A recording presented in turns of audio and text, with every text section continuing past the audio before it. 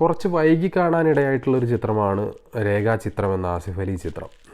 വളരെ വിജയകരമായിട്ട് തന്നെ തിയേറ്ററിൽ ഓടിക്കൊണ്ടിരിക്കുന്നൊരു സിനിമയാണ്. ജോഫിൻ ടി ചാക്കോ സംവിധാനം ചെയ്ത, ആസിഫ് അലി നായകനായ, അനശ്വര രാജൻ പ്രധാനപ്പെട്ട മറ്റൊരു റോളിലെത്തുന്ന ഒരു സിനിമ. ഈ സിനിമയുടെ ഒരുപാട് കാര്യങ്ങളിലേക്കും തന്നെ കടക്കുന്നില്ല. വളരെ ക്വിക്കായിട്ടുള്ള റിവ്യൂ, ഒരു ലേറ്റ് റിവ്യൂ ആയതുകൊണ്ട് തന്നെ വളരെ ചെറിയൊരു റിവ്യൂ പറഞ്ഞിട്ട് അവസാനിപ്പിക്കാമെന്ന് കരുതുന്നു. സിനിമ അതിമനോഹരമായിട്ടുള്ള സിനിമയാണ്. വളരെ നന്നായിട്ട് തന്നെ കഥ പറഞ്ഞു പോകുന്ന, അല്ലെങ്കിൽ നമ്മൾക്ക് ഒരു തരത്തിലും മുഷിപ്പുണ്ടാക്കാത്ത, എത്ര സമയമാണോ ദീർഘനേരത്തേക്കും നമ്മൾ ഇരുന്ന് സിനിമ കാണുന്ന തരത്തിൽ നമുക്ക് അത്തരമൊരു ദൃശ്യാനുഭവം പകർന്നു നൽകുന്ന സിനിമ തന്നെയാണ് രേഖാചിത്രം. അതിൻ്റെ കഥ പറഞ്ഞു പോകുന്ന രീതി, അതായത് കുറച്ച് കാലങ്ങളായിട്ട് മലയാള സിനിമയിൽ വളരെ സക്സസ് ആയിക്കൊണ്ടിരിക്കുന്ന ഒരു ജോണറാണ് ക്രൈം ഇൻവെസ്റ്റിഗേഷൻ ത്രില്ലേഴ്സ് എന്ന് പറയുന്നത്. ആ ഒരു ജോണറിൽ പെട്ടിട്ടുള്ള ഒരു സിനിമ തന്നെയാണ് ആസിഫ് അലിയുടെ അനശ്വര രാജൻ്റെയും രേഖാചിത്രം. സിനിമയുടെ ടൈറ്റിൽ തന്നെ ചില കാര്യങ്ങൾ സൂചിപ്പിക്കുന്നുണ്ട്. എടുത്തു പറയേണ്ട ഒരു കാര്യം എന്താണെന്ന് വെച്ചിട്ടുണ്ടെങ്കിൽ, കഴിഞ്ഞ കുറച്ച് കാലങ്ങളായിട്ട് ആസിഫ് അലിയുടെ ചിത്രങ്ങൾ ബോക്സ് ഓഫീസിൽ വളരെ മികച്ച വിജയം നേടുന്ന സിനിമകളാണ്.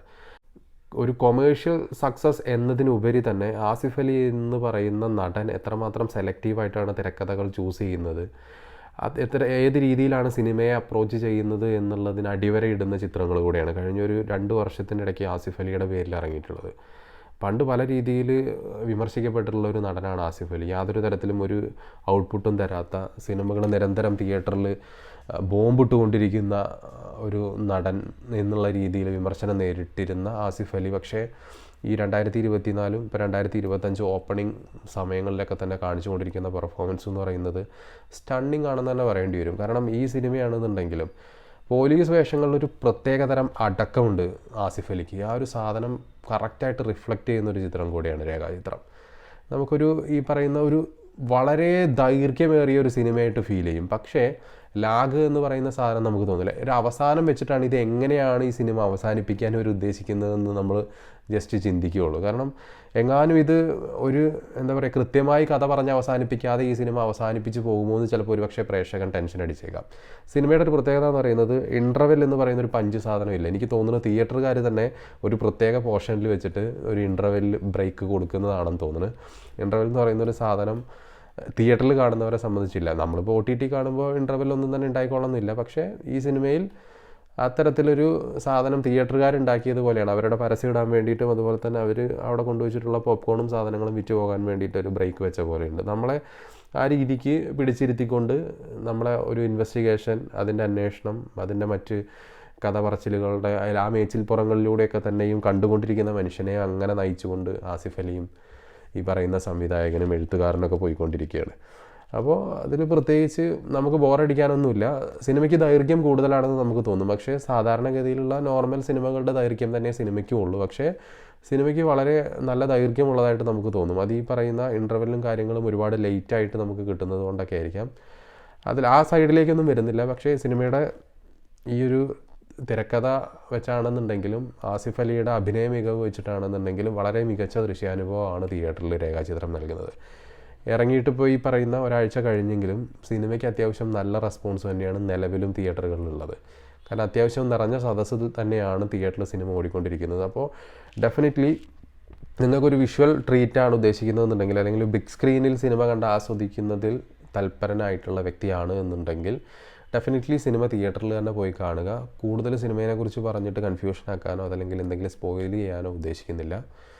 സിനിമ തിയേറ്റർ വാച്ച് ആയിട്ടുള്ളൊരു സിനിമയാണ്. പോയി കാണുക, അഭിപ്രായം പറയുക. എന്തായാലും ഈ റിവ്യൂ കണ്ടുപോയതിൻ്റെ പേരിൽ നിങ്ങളൊരിക്കലും നിരാശപ്പെടേണ്ടി വരില്ല. ഗ്യാരണ്ടി ഒന്നും പറയല്ല. നമ്മുടെ മലയാള സിനിമയിൽ ഇപ്പോൾ കുറച്ചായിട്ട് പച്ച പിടിച്ചുകൊണ്ടിരിക്കുന്ന ജോണറായിട്ടുള്ള ക്രൈം ത്രില്ലർ സിനിമകൾ ഇഷ്ടപ്പെടുന്ന ആളുകൾക്ക് ഡെഫിനറ്റ്ലി ഇഷ്ടപ്പെടും. ഒരു പുതുമയുള്ള കഥ എന്നുള്ള രീതിക്കല്ല, പുതുമയുള്ള കഥ പറച്ചിലാണ് സിനിമയ്ക്ക്. എല്ലാ ക്രൈം ത്രില്ലർ സിനിമകളുടെയും ഒരു ബേസിക് എന്ന് പറയുന്നത്, അല്ലെങ്കിൽ ഫൗണ്ടേഷൻ സ്റ്റോൺ എന്ന് പറയുന്നത് ഒരു ക്രൈം, അത് ഇൻവെസ്റ്റിഗേറ്റ് ചെയ്യാൻ പോകുന്ന രീതി. ഇതിലാകെ ഒരു വ്യത്യാസപ്പെട്ടിരിക്കുന്നത് ഡെഫിനറ്റ്ലി എപ്പോഴും ക്രൈം ചെയ്തിട്ടുള്ള രീതിയാണ്. അങ്ങനെ നോക്കുകയാണെന്നുണ്ടെങ്കിൽ പ്രത്യേകിച്ച് പുതുമയൊന്നും ഈ സിനിമയ്ക്ക് അവകാശപ്പെടാനില്ല. പക്ഷേ ഈ സിനിമ കഥ പറഞ്ഞു പോകുന്ന രീതിക്ക് ഒരു പുതുമയുണ്ട് എന്നുള്ളതാണ്. പിന്നെ നമ്മൾ റിയൽ ലൈഫിൽ ഉള്ള കാര്യങ്ങൾ, അല്ലെങ്കിൽ നമ്മൾ കണ്ടും കേട്ടും ശീലിച്ചിട്ടുള്ള പല കാര്യങ്ങൾ തന്നെ ഈ സിനിമയിൽ ഒരു പ്രത്യേക രീതിയിൽ ബ്ലെൻഡ് ചെയ്ത് വെച്ചിട്ടുണ്ട്, മെർജ് ചെയ്ത് വെച്ചിട്ടുണ്ട്. ഒരു 2 കാലഘട്ടത്തിലൂടെ കടന്നു പോകുന്ന കഥ, അതിൻ്റെ ഇടയ്ക്ക് കൂടെ അതെങ്ങനെ പറഞ്ഞു തരേണ്ടതെന്ന് അറിയില്ല, പക്ഷെ നിങ്ങൾക്ക് കാണുമ്പോൾ മനസ്സിലാവും. കാരണം സാധാരണഗതിയിൽ സിനിമകളിൽ എപ്പോഴും ഫിക്ഷനാണ്. അത്തരം ഒരു കൂടുതലും ഫിക്ഷൻ സിനിമകളാണല്ലോ, അല്ലെങ്കിൽ ഫിക്ഷൻ ബേസാണ് സ്റ്റോറികളൊക്കെ തന്നെ ഉണ്ടാവുക. പക്ഷേ ഈ സിനിമയിൽ കുറച്ചും കൂടെ റിയാലിറ്റി ആയിട്ട്, ഇപ്പോൾ പലർക്കും അറിയുന്നുണ്ടാവും മമ്മൂക്കയുമായിട്ട് ബന്ധപ്പെട്ടുള്ള റെഫറൻസുകൾ.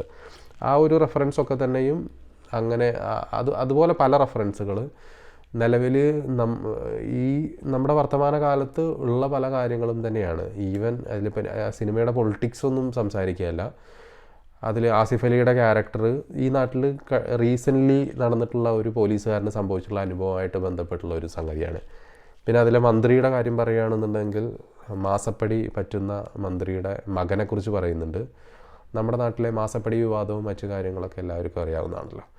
സോ അത്തരത്തിൽ ഒരു വർത്തമാന കാലത്തിനോട് കോർത്തിണക്കിക്കൊണ്ട് ഒരു ചരിത്രം, ആ ഒരു കഥയൊക്കെ പറഞ്ഞു പോകുന്ന ഒരു ടൈപ്പ് ഓഫ് സിനിമ. അതിൻ്റെ കഥ പറച്ചിലാണ് പുതുമ എന്ന് പറയുന്നത്.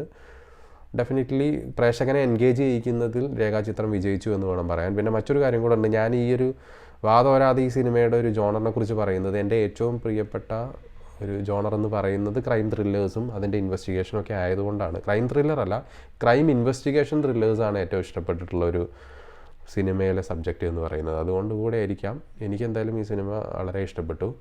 ഇപ്പോൾ ഈ ആഴ്ചയ്ക്കിടയിൽ കണ്ടിട്ടുള്ള 3 ചിത്രങ്ങളിൽ റാങ്ക് ലിസ്റ്റ് തയ്യാറാക്കാൻ പറഞ്ഞാൽ 1ാം റാങ്ക് രേഖാചിത്രത്തിനായിരിക്കും. സോ ഡെഫിനറ്റ്ലി എല്ലാവരും നേരത്തെ പറഞ്ഞതുപോലെ തിയേറ്ററിൽ പോയി കാണുക. അല്ലാത്തവർ OTTക്ക് വേണ്ടി വെയിറ്റ് ചെയ്യുക.